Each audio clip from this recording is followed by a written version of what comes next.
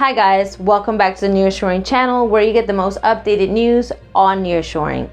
Today we have the pleasure of having Brad with us. He is the Chief Technology Officer and Managing Partner at one of the US's top IT firms. Hi Brad, thank you for joining us today on the Nearshoring Channel. I'm sure this video will be of great help to many out there. Now, the article on the Pew Research states, the abrupt closure of many offices and workplaces this past spring ushered in a new era of remote work for millions of employed Americans. Of course, we know the pandemic has changed the way Americans work. How has the pandemic affected the workers in your company? We were set up to where we could migrate and work in a remote capacity fairly quickly with the type of industry that we do. For our company to adopt to a remote workforce was something that was quite seamless for us. When did you guys realize that nearshoring was an option, and why? We discovered that nearshoring was an option when we were able to adapt so quickly to a remote work environment. We had essentially closed our office completely to normal day-to-day operations, and we were able to adapt to a strictly remote capacity. Once we realized that we didn't actually have to be inside of our office building, we no longer were locked to our geography to have local workers as well. We've got workers outside of the city of Greenville, as well as now nearshoring outside of the country as well. Now, Brad, what are the steps to follow if you're considering nearshoring as an option for your company? So if you're considering going nearshoring, if your company is already set up to where you can work in a remote capacity or have remote employees, you're basically set up for nearshoring already. Okay, now the big question, why nearshore versus maybe offshoring? One of the big things with nearshoring is the fact that all of the workers are working in the same time zone that we're in. So they're working the day shift just like we're working the day shift, as opposed to getting someone on the opposite side of the globe where they're going to be a third shift employee, not going to get the best of the best. So nearshoring enabled us to keep people working first shift when our staff is in, when they're in, and it's meshed very, very well. Perfect. Now, how has your experience been with your remote staff?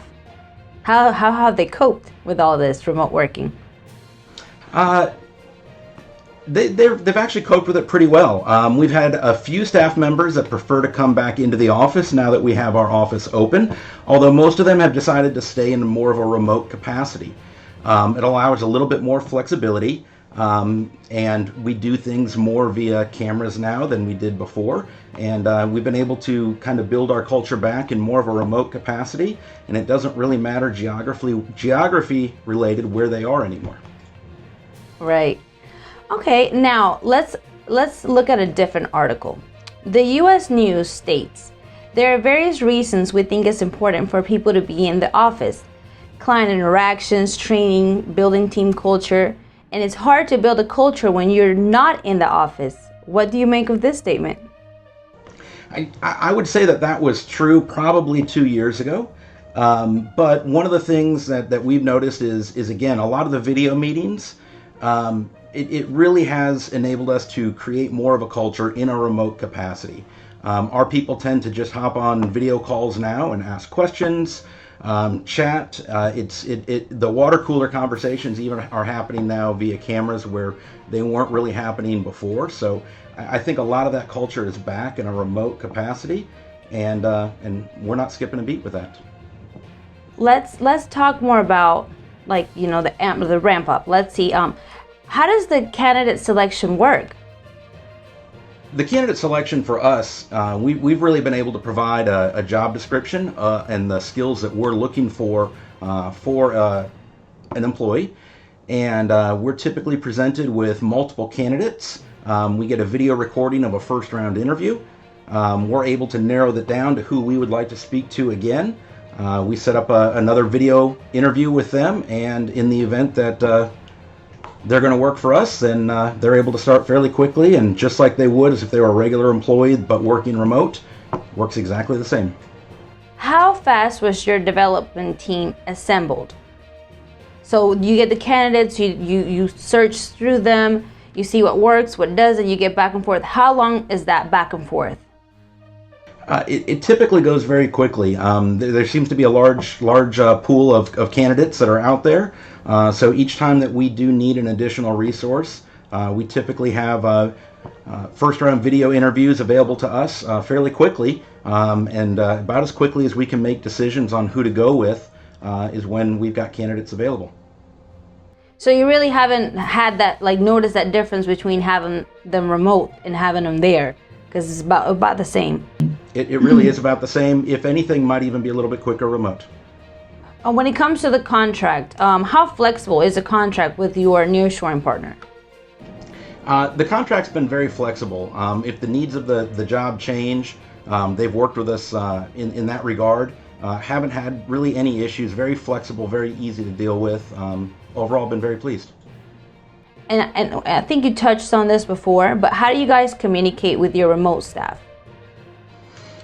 We communicate with our remote staff a number of different ways. Of course, traditional email and chat, like we do with a lot of our regular employees, as well as having weekly video calls as well, just like we're having with our regular employees as well. Our employees that are actually in the office today, when we do end up doing entire team meetings or anything, they're on their cameras just as though they were in a remote area, but they're doing it from the office. So it really is interacting exactly the same as though we do with our regular full-time employees.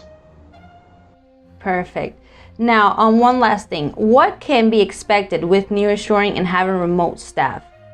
Good, bad? What's your opinion on this? Like, what can they expect when having remote staff? I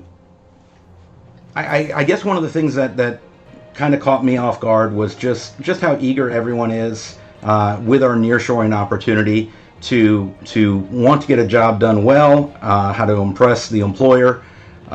It's rare that we find that quality in an employee really anywhere, but it's something that we've seen with just about all of our nearshoring employees that we've had. So very, very impressed in that regard, and like to see hungry, eager employees.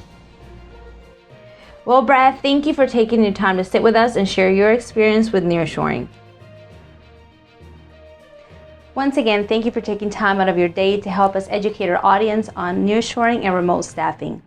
I hope this video was helpful and gives you an idea of what to expect when nearshoring. Until the next time.